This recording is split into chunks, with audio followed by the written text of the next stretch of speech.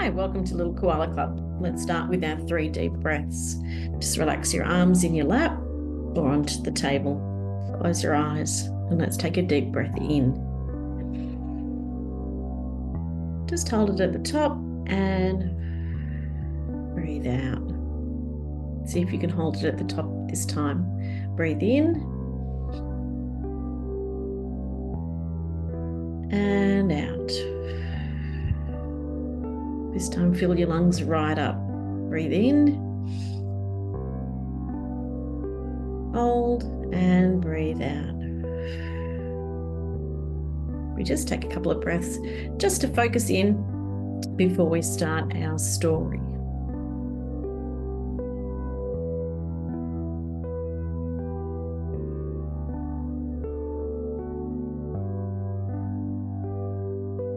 Our story is Flying Machine. Close your eyes if you wish, be very still, and imagine that you're in a magic flying machine. This is very different from an ordinary airplane, as it doesn't have any controls. What colour is your flying machine? What does it look like? How big is it? Go inside your machine and sit down. It's very comfortable inside, as if the seat were made of feathers. Sit very still, try not to move a muscle, and relax into the soft, velvety seat. This is a magic flying machine, and the way to start it is to use your thoughts.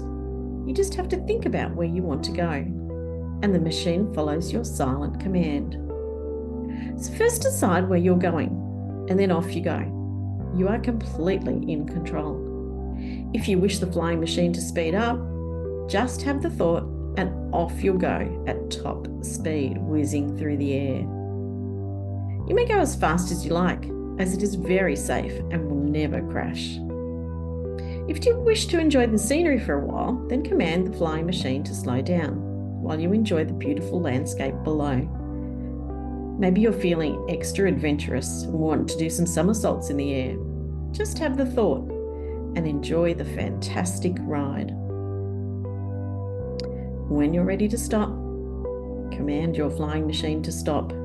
Step out of the flying machine and place your feet firmly on the ground again and slowly open your eyes. Give your fingers a bit of a wriggle and your toes.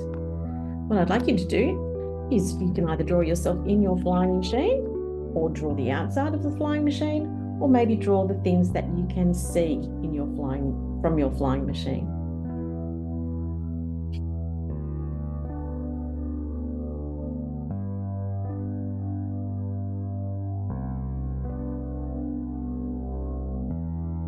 In our drawing lesson today, we're going to be doing some shading of some three-dimensional shapes and practicing drawing them.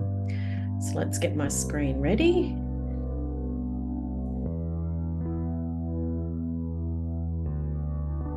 Now, I've done a little bit of shading before, if you've watched some of our other videos.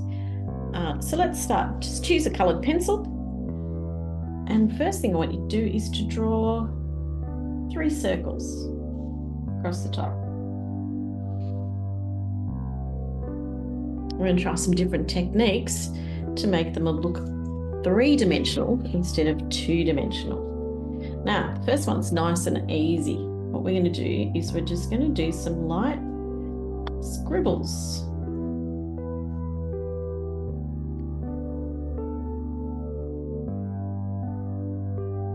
Okay, now we want it to be darker on one side, so we're going to do a lot more scribbles or circles on the outside and not so many on the inside. And already we've got some nice shading happening. Next one we're going to try, which we've done a little bit of, is some cross-hatching. Now when we cross-hatch, we want our lines to be circular, going that way. So they're curved all the same way. And then our other lines come around the other way.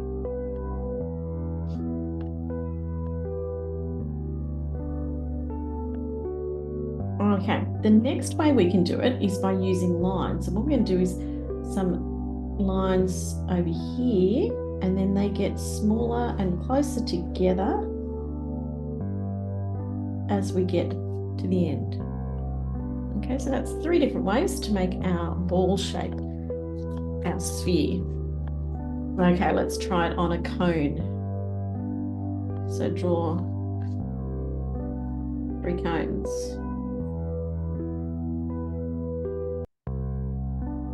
Now, in these activities, we're imagining our light source is coming from this direction. So this side of our shapes is light, the back is dark.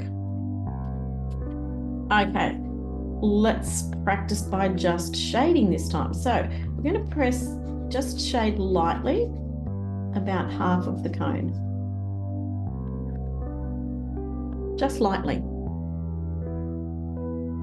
Then we're pressing heavier and going over the part that is closest to the left to make, and then a little bit lighter till you get back to that light area. So you want it quite dark on that edge. Okay, let's try another one. We're going to do little short lines. So this time we're going to do little short kind of spots, and you can curve them a little bit. And again, where we want it to be darkest, we are going to do more lines. Okay, so more lines.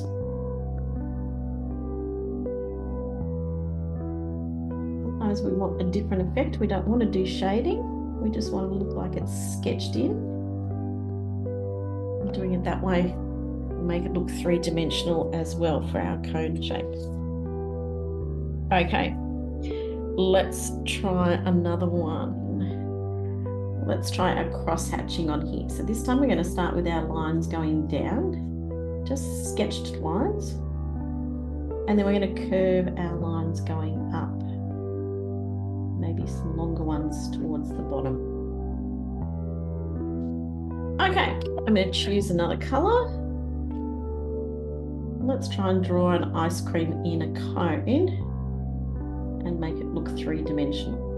So there's the bottom of my cone to start with, and I'm going to have mint ice cream. So it's going to be green. Actually, no, let's go for raspberry or strawberry. So I'm going to draw my ice cream there. Now, using whatever method you like, I want you to make both of them look 3-dimensional. I'm going to do my cone using cross hatching because I think that suits the style of the cone.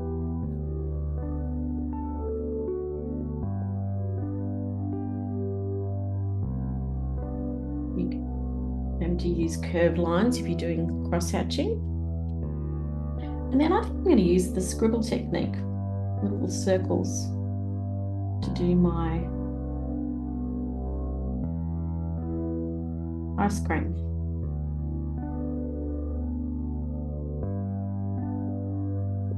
Remember, towards the back here, we want to press a little bit heavier with our pencil. And maybe just some light ones there. And then just for a bit of extra, I'm going to do some shading. So let's do some shading just along the edge. There you go, our 3-dimensional ice cream cone. Okay, choose another color. I'm going to go a blue this time. Let's try drawing a cylinder this time. So a cylinder has a circle at the top, 2 straight sides, and as we did with the glass, when we drew the glass in the last activity, is if you go around here, we want a parallel curve. This curve is the same as this curve. Okay, draw 2 more straight lines, follow your curve, circle, lines, follow your curve. So that's our cylinder. Let's try making our cylinder look 3D by, I'm just going to do shading this time. Remember, it's got to be darker over this side, and lighter as we go around. And you might do a little bit of cross-hatching just on the top.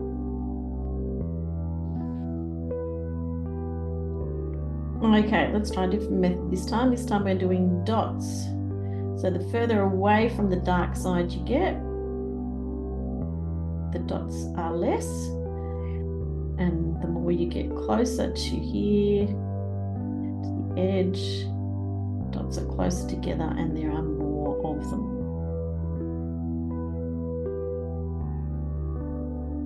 And you might just draw a little line up the top. And the last one, let's try our cross-hatching. We'll have a little line there. Let's have our cross-hatch lines just like that to start with. Our straight down ones, and then we're going to do some curved ones. Now with cross-hatching, you don't actually have to do many lines to make something look like it's three-dimensional. Okay, choose your next colour. I'm going to choose a red, I think, this time. Okay, a tricky one we're going to try is drawing a cube. So let's start with drawing a square. Try and get the opposite sides to be parallel. And then what we want to do is we're going to have parallel lines. So this line is parallel to this line, which is parallel to this line. They all line up, okay? Then we join the back two and the bottom one, and there's our cube. Try that again. Parallel and join. Just do two squares, two cubes. Okay, let's try our shading first on this one.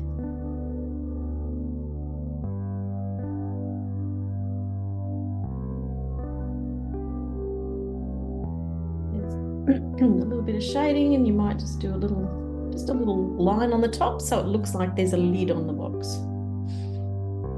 And the next one, let's try something different. We're going to use threes. So you write the number 3.